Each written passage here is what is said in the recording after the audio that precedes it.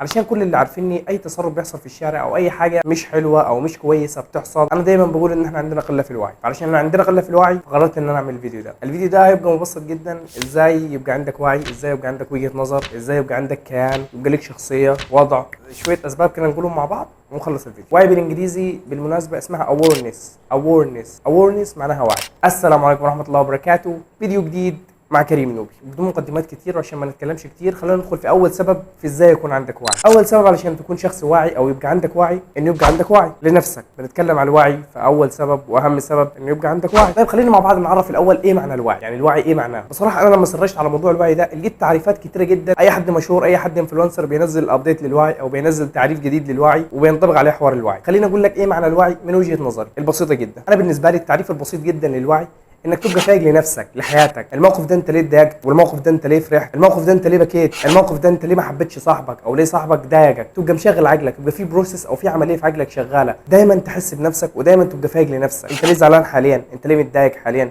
انت ليه فرحان حاليا. انك تبقى فايق لنفسك ولمشاعرك ولاحاسيسك. ما تبقاش عايش عيشه والسلام كده اللي هو بفرح لما بزعل ما بسالش انا بزعل ليه، او ما بسالش انا بفرح ليه. انا لو ما سالتش انا ليه بزعل مش هحاول ان انا اصلح الحاجات اللي بتخليني ازعل. يعني انا لو ما سالتش في الوقت اللي انا ببقى زعلان فيه ايه اللي مزعلني او ايه السبب اللي خلاني زعلان، اكيد انا مش هعرف السبب اللي خلاني زعلان، فبالتالي هزعل تاني وثالث ورابع. ولكن لو عرفت ايه السبب اللي خلاني زعلان او ايه السبب اللي خلاني متضايق اكيد هعرف اصلح، لاني ما عرفت ان في مشكله يعتبر نص الحل. فمعنى ان انا عرفت ان انا ليه متضايق او ليه زعلان في الموقف ده هعرف سبب المشكله، فبالتالي هصلحها، فبالتالي ان شاء الله ما ازعلش تاني. كذلك مع الفرح، اسال نفسك انت ليه فرحان في الموقف ده، فبالتالي تكتر المواقف اللي بتخليك فرحان علشان تبقى فرحان، وهكذا. ثاني سبب علشان يبقى عندك وعي انك تحط اهداف لحياتك. وبصراحه انا في البوينت دي عايز اتكلم على نقطتين. النقطه الاولى، مش معنى ان انا بقول لك انك تحط اهداف لحياتك ان انت تبقى شخص سيلف ديفلوبر او انك تبقى شخص مطور لحياتك وانك عايز تعمل حاجه مفيده وانك تتعلم لغات وانك تتعلم برمجه وانك تجيب دولارات. لا خالص. البوينت الاولانيه ان انا اقول لك هدف لحياتك ممكن يكون حاجه بسيطه جدا، ممكن يكون حاجه مش مستاهل اساسا، زي انك تصحى من النوم بدري، زي انك تقرب من ربنا، زي انك تحسن علاقاتك مع ناسك واهلك، زي انك تحسن علاقاتك مع اصحابك، زي انك تبعد عن شخص بيسبب لك اذى نفسي او بتتعب لما تقعد معاه. ده يعتبر هدف، يعني دي تعتبر اهداف، ودي اهداف حلوه جدا، دي هتخلي عندك وعي وهتخلي عندك قيمه. دي البوينت الاولانيه. البوينت الثانيه، ايوه صح، ليه ما يبقاش عندك هدف طويل المدى او يبقى عندك هدف انك مثلا تطور من نفسك، انك تعمل حاجه مفيده لنفسك، انك تقرا،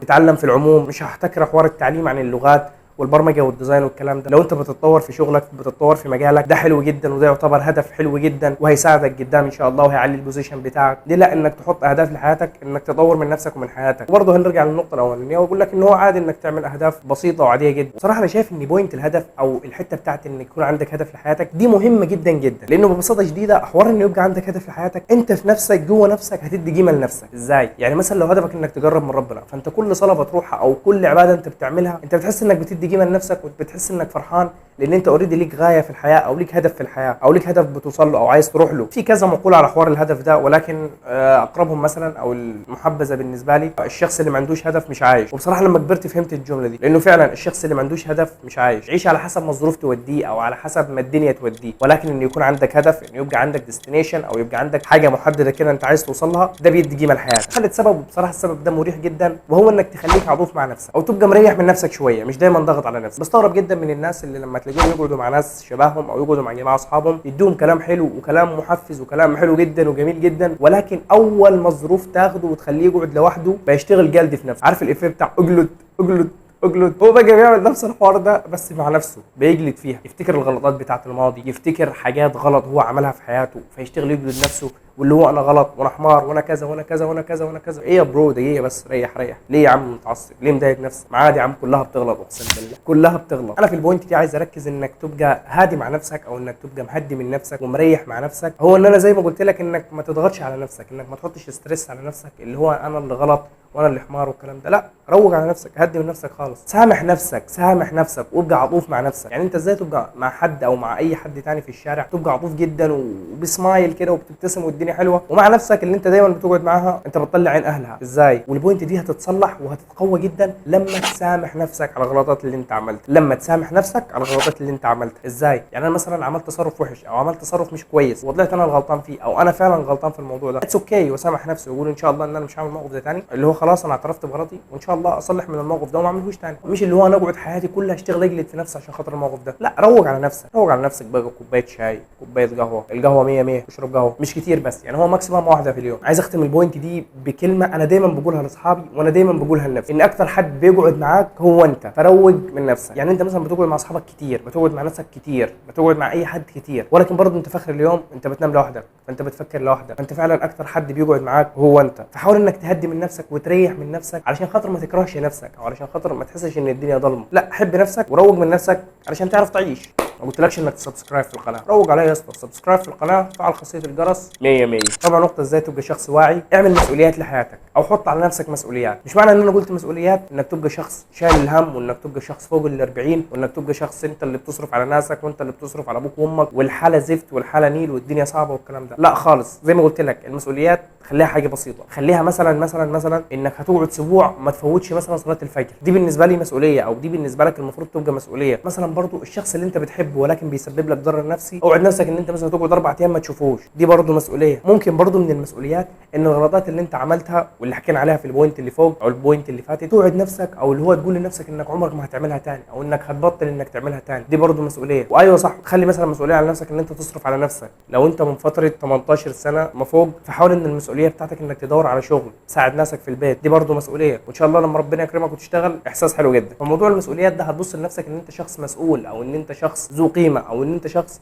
ليك لازمه، بتعمل حاجه. انت في حاجات المفروض انك ما تعملهاش وفي حاجات المفروض ان انت تعملها، فده هيكبر قيمه نفسك. برضو من المسؤوليات مثلا ان انت ممكن تعمل تحدي مع نفسك، انك تقعد اسبوع ما تشتمش، شتايم وقله الادب، تقعد اسبوع ما تشتمش، فدي مسؤوليه برضو. خامس سبب، وده سبب مهم جدا بصراحه، ابني علاقات ناجحه. البوينت دي ان شاء الله هعمل فيديو مخصوص عليها، ولكن الخلاصه 95% من الشخصيه بتاعتنا او من الكيان اللي احنا موجودين عليه ده جاي بسبب الناس اللي احنا بنقعد معاهم او البيئه بتاعتنا. ازاي البيئه بتاعتنا دي؟ اللي هو صحابك، اهلك، ناسك، حبايبك، الناس اللي انت بتقعد معاهم، الناس اللي انت بتقضي وقتك معاهم. هحكي لك مثال بسيط. اي شخص ناجح او انت شايفه ناجح او في نظر المجتمع ناجح، الشخص ده استحاله تلاقيه قاعد مع حد فاشل. الشخص ده كل الناس اللي هتلاقيهم قاعدين معاه ناس ناجحين، ناس من نفس مستوى الذكاء بتاعه او من نفس مستوى النجاح بتاعه، ويمكن اعلى، وبرضه ممكن يبقى اقل بحاجه بسيطه. بس انا بقول لك ان اي حد ناجح في بلدك او في المكان اللي انت عايش فيه، حرفيا استحاله تلاقيه قاعد مع شخص مش كويس. اخذا بمقوله الطيور على اشكالها تقع، والموضوع ده فعلا جدا. برضه اي شخص فاشل او انت شايفه فاشل ورايك مش مهم، خلي رايك لنفسك، او في نظر المجتمع فاشل، ده برضه استحاله تلاقيه قاعد مع شخص ناجح، او صعب جدا انك تلاقيه مع شخص ناجح. اصلا معلش الشخص الفاشل ده هيروح مع الناجح يعمل ايه؟ هيفكر في ايه؟ هيعمل ايه؟ مفيش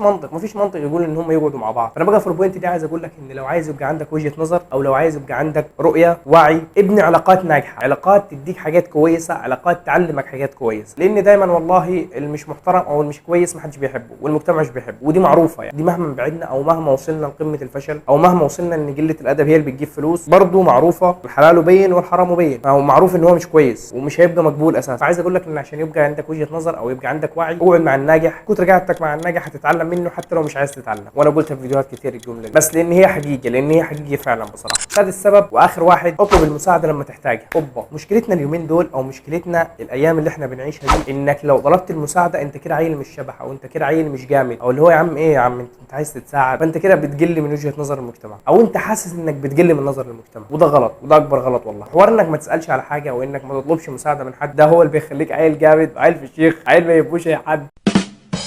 انا في البوينت دي عايز اقول لك انك اطلب المساعده لما تحتاجها من الشخص اللي هيساعدك. يعني انت لازم يبقى عندك وجهه نظر للشخص ده، هل هيساعدك ولا هيتريق عليك؟ لو هيساعدك روح اطلب منه المساعده، والله وما هتندم اطلاقا انك طلبت منه المساعده، بل على العكس انت هتستفاد منه لان انت طلبت المساعده، وده مش بيقلل من قيمتك، ده مش بيقلل من قيمتك اطلاقا. بالنسبه لي ده مش بيقلل من قيمتك، بل على العكس لما حد يطلب مني مساعده او لما انا اطلب من حد مساعده انا فعلا محتاجها، ده مش بيقلل من قيمتي اطلاقا، او انا جوه نفسي بحس ان انا مش بيقلل من قيمتي اطلاقا. انا في حاجه انا مش عارفها، بعد اذنك انا بطلب منك المساعده علشان تعرفها لي بس، لا ده بيزود القيمه بتاعتك. اللي هو انت ما بتفتيش، او اللي هو انت ما بتقولش اي كلام في حاجه انت مش فاهمها اساسا، انت فهمتها، فبالتالي لما تقول كلام انت هتبقى واعي بيه، او هتبقى شخص مدرك للكلام ده، لان انت اوريدي طلبت المساعده وصلتك للمعلومه دي. فكون انك بتطلب المساعده ده بيدي قيمه لحياتك، تحس اللي هو عادي، اللي هو مثلا انا مش عارف حاجه فاروح اطلب منك المساعده، او هروح اطلب المساعده علشان اعرف الحاجه دي. ميبي انا كده خلصت شويه الاسباب اللي بالنسبه لي بصراحه لو عملتهم او لو اشتغلت بيهم هيبقى عندك وعي، وهيبقى عندك وجهه نظر، وهيبقى عندك كيان لحياتك. في اخر الفيديو عايز اقول جمله بصراحه انا ما عارفهاش هل هي كولز ولا مش كولز، ولكن هي مهمه جدا وهي حقيقيه جدا جدا. الجمله بتقول ايه؟ this time will pass anymore this time will pass anymore. الوقت ده هيعدي غصب عنك، او كده كده الوقت ده هيعدي. ودي فعلا يعني انت لو متضايق الوقت هيعدي، لو مبسوط الوقت ده برضه هيعدي. فلما تتاقلم مع الفكره دي هتريح من نفسك شويه بصراحه، وهتدي احساس اللي هو تمام جدا، اللي هو انت مثلا لو متضايق هتهون على نفسك بالفكره دي اللي هو this time will pass، فهيعدي، فخلاص انا كده تمام، انا ان شاء الله هصبر علشان يعدي الوقت ده. انا كده خلصت، يا رب تكون استفدت، ولو استفدت يا صديقي سبسكرايب في القناه وفعل خاصيه الجرس. وفي الاخر thank you very much for watching and see you soon يا برو. باي.